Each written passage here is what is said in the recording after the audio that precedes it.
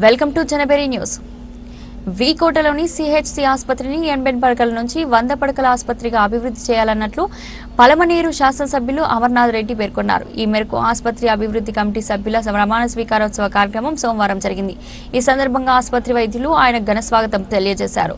ఆసుపత్రి ఆవరణలో ఆయన మొక్కలను నాటారు. అనంతరం జ్యోతి ప్రజ్వలతో కార్యక్రమాన్ని ప్రారంభించిన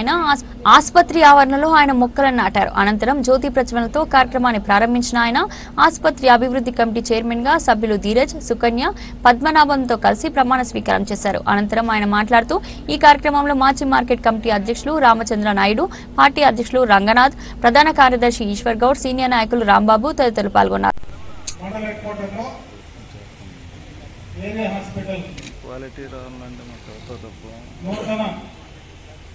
అభివృద్ధి కమిటీ ప్రమాణ స్వీకారం, అదేవిధంగా హాస్పిటల్ కమిటీ మీటింగ్ కూడా ఈరోజు నిర్వహించుకోవడం జరుగుతుంది. ఎందుకంటే ఈ హాస్పిటల్కు ప్రత్యేకత ఉంది. ఇది 3 రాష్ట్రాల మధ్యలో ఉంది. అటు తమిళనాడు, ఇటు కర్ణాటక, ఆంధ్ర. నాకు తెలిసినంత వరకు ఒక మండల హెడ్ క్వార్టర్ లో, కాన్స్టిట్యున్సీ హెడ్ క్వార్టర్ లో ఎంత ఓపీ వస్తుందో దాదాపు అంత ఓపీ ఇక్కడ వస్తాం. దాదాపు 500కు పైన 600కు మధ్యలో ఇక్కడ ఓపీ వస్తాం. అంటే అతి ఎక్కువ పేషెంట్స్ ఈ మండల హెడ్ క్వార్టర్ లో ఉండేటువంటి హాస్పిటల్కి రావడం అనేది రాష్ట్రంలోనే అరుదు. ఇక్కడ దీనికి కావాల్సినటువంటి ఫెసిలిటీస్ కానీ, ఇన్ఫ్రాస్ట్రక్చర్ కానీ ఇవన్నీ కూడా 30 బెడెడ్ హాస్పిటల్ గా అప్గ్రేడ్ అయ్యి ఇప్పుడు 30 బెడెడ్ హాస్పిటల్ గా ఉంది. 500 ఓపీ దాటితే దీన్ని 100 బెడెడ్ హాస్పిటల్ చేయాల్సినటువంటి అవసరం ఉందని కూడా ఈ సందర్భంగా నేను తెలియజేసుకుంటున్నా. దానికి సంబంధించే గతంలోనే ప్రతిపక్ష నాయకుడిగా చంద్రబాబు నాయుడు గారు ఇక్కడనే మన అంబేద్కర్ స్టాచ్యూ ముందు మీటింగ్ పెడితే ఆ రోజే హాస్పిటల్ గురించి మాట్లాడటం, దానికి సంబంధించి ఇక్కడ మనకి ఏదైతే ఈ హాస్పిటల్ అప్గ్రేడ్ చేసే దాంట్లో కానీ పోస్ట్ మార్టంకి సంబంధించినటువంటి, ఎందుకంటే ఇది నేషనల్ హైవేలో ఉంది. ఇంకొక పక్క మనకి ఎక్స్ప్రెస్ హైవే కూడా దగ్గరలోనే స్టార్ట్ కాబోతా ఉంది. పక్కనే కర్ణాటకలో మనకు ఒక ఇన్లెట్ అవుట్లెట్ వస్తుంది, పక్కనే బైరెడ్డిపల్లిలో కూడా ఒక ఇన్లెట్ అవుట్లెట్ వస్తా ఉంది. అటు ఎక్స్ప్రెస్ వే, ఇటు నేషనల్ హైవే, ఇది కూడా 4 లైన్ అప్గ్రేడ్ అవుతా ఉంది. డిపిఆర్ కూడా మొన్ననే కూడా డిపిఆర్ కూడా టెండర్స్ పిలిచినారు. ఆ డిపిఆర్ కంప్లీట్ అవుతా ఉందంటే దాన్ని కూడా టెండర్స్ పిలిచి త్వరలోనే ఆ 4 లైన్ కూడా ఇక్కడ ఈ ప్రాంతంలో నుంచి కూడా వెళ్ళబోతా ఉంది. నేను ఎందుకు నేషనల్ హైవే టచ్ చేస్తానంటే, నేషనల్ హైవేస్ ఉండే చోట కొంత యాక్సిడెంట్స్ కూడా ఎక్కువ, హై స్పీడ్ వెహికల్స్ ఉంటాయి.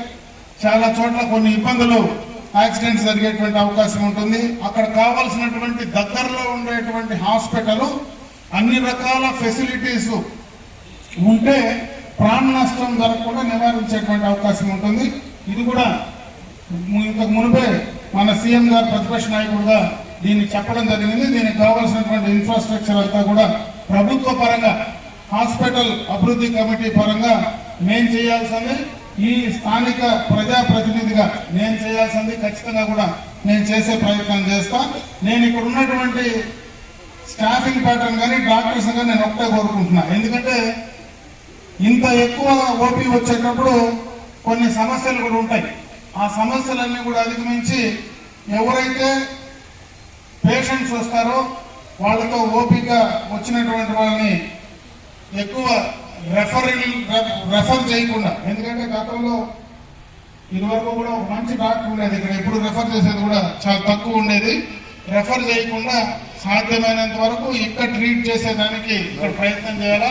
మనకు ఉండేది ఇక్కడ నుంచి రెఫర్ అంటే నేరుగా కుప్పం చేస్తాం, కుప్పం మెడికల్ దీనికి పిఎస్ చేస్తాం. పిఎస్ లో ఎక్కువగా కూడా డబ్బులతో కూడుకున్నటువంటి పని, అది ప్రైవేట్ హాస్పిటల్ కాబట్టి డబ్బులతో కూడుకున్నటువంటి పని. ఎందుకని చెప్పా, 3 రాష్ట్రాలు అంటే ఇటు పోతే కుప్పమన్నా పోవాలా, లేదంటే కోలారికన్నా పోవాలా మనకు పెద్ద హాస్పిటల్ కావాలంటే, లేదంటే నేరుగా మనము తిరుపతికి దూరం అన్నా పోయే పరిస్థితి ఉంది, చిత్తూరు అన్నా పోవాలా. అంటే దగ్గరలో మనకు మంచి అవకాశాలు లేవు కాబట్టి పక్కనే కుప్పంలోనే మొన్న ముఖ్యమంత్రి గారు కూడా అన్ని నియోజకవర్గాల్లో కూడా ఒక కార్పొరేట్ హాస్పిటల్స్ అన్ని కూడా చేస్తామని చెప్పి మొన్న కూడా ఆయన స్టేట్మెంట్ కూడా ఇవ్వడం జరిగింది. కేంద్ర ప్రభుత్వ సహకారంతో ఇవన్నీ కూడా చేయాలనేటువంటి ఆలోచనతో కూడా కార్యక్రమాలు కూడా తీసుకున్నాడు.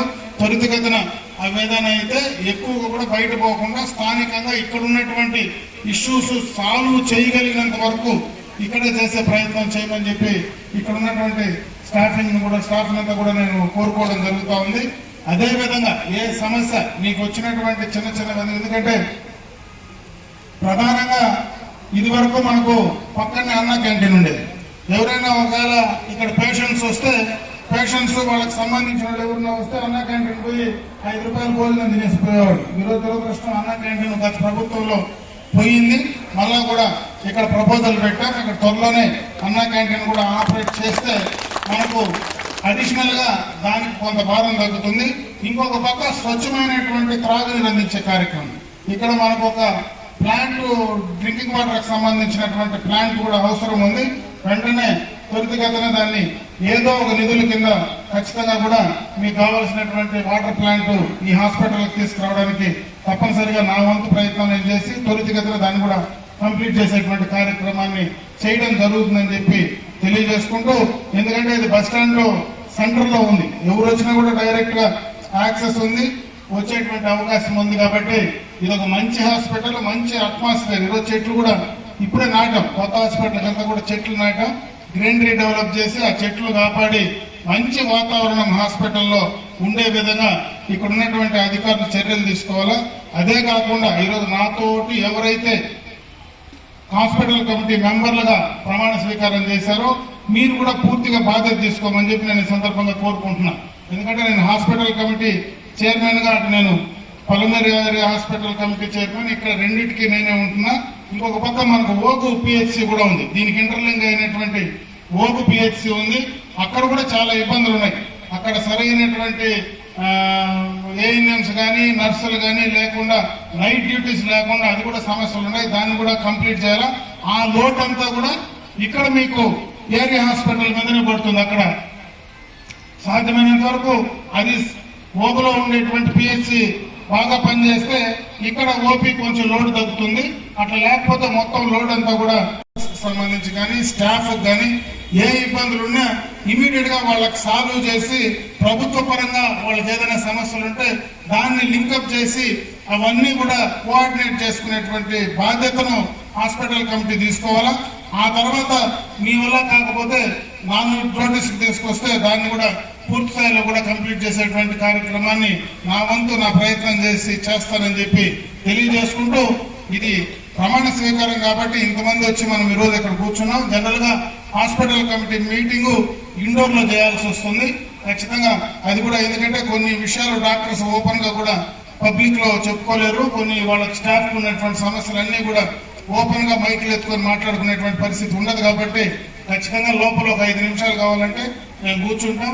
ఏదైనా ఇష్యూస్ ఉంటే మీరు హాస్పిటల్ డెవలప్మెంట్ కి సంబంధించిన ఇష్యూస్ ఏమైనా ఉన్నా కూడా మా హాస్పిటల్ కమిటీ దృష్టికి తీసుకొస్తే వాటినన్నింటినీ సాల్వ్ చేసేటువంటి ప్రయత్నం తప్పకుండా చేస్తానని తెలియజేసుకుంటూ